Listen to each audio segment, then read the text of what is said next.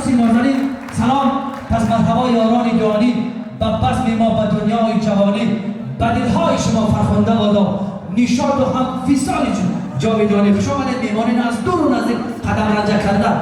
من از نام خدمتگزاران علی برادر اینجا سخن نکنه شوارزی نازنین تبریک میگیم دیویزور همیشه در روان خنده و ویدا باشد، در پستی و بلندی های زندگی با هر دوی شما بلباری ها تمنا میکنیم، رای سفید بختی سفید به شما تمنا میکنیم. شاید میگه که به شما دیده بیدار تمنا دارم، به شما قلبی پرانوار تمنا دارم، غم و درد دو جهان کوی قرار آمانه به شما شادی بسیار تمنا دارم. همه یارم ولی یاری وفادار کدار برای شمچه نازنین یاری وفادار تمنا دارم. یک کنسر کدید قیمت باش بزنید یک کنسر حکش ادامه همیشه ایا بالا که زن دارد یک خواهش میکنم باشم یک نصیحت دارم رنگ خودم رفتار که در زندگی اینم زن دارم خدا نشده 100% زنم میترسم به خاطر که احترامش میکنم. ما هر وقتی که خونه که پیرون نمیرم طرف آدم یک سخن خوب بگم که تو بگر دل آدم باید به زندگی نزدیکتر بشود. به خاطر که زن سایبان سر کودکان اگر زن نباشد ما هیچ یک حسن باید خود زنه با نام شما دلی بزرگ دارید. وقتی که طرف خانه پیرون نمیرم طرف زن یک کامپلیمنت میکنم. هر وقتی که میرم طرف زن بگم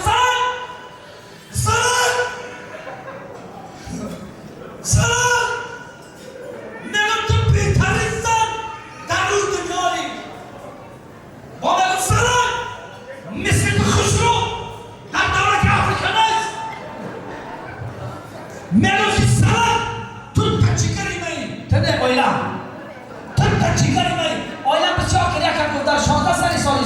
این خطر سخنای شیرین باره ای سوال شما میشنوم. من طرف آدم گفتم محمد میدانستم یک چند از بک دکتر رفتم دکتر گفت تچیگرم کی رو باید نکه همیشه آیران دونه اعتراف که یک کنسک به افتخار مادرها به افتخار اپاهای عزیز میذاریم. یک بار دیگر شما نمایی طرف حال زیبا تشکر زیاد خیلی ما در بودید از جا که میمانای پاپوتی نفا را میزنیم پاپوتی میگریزه میگیم داماد عروس مبارک شود. این روزی فراموش نشونده برای همه برای که داماده قامت عروس چهره شده نگاه کن بخوام یک بود ازم بزنیم.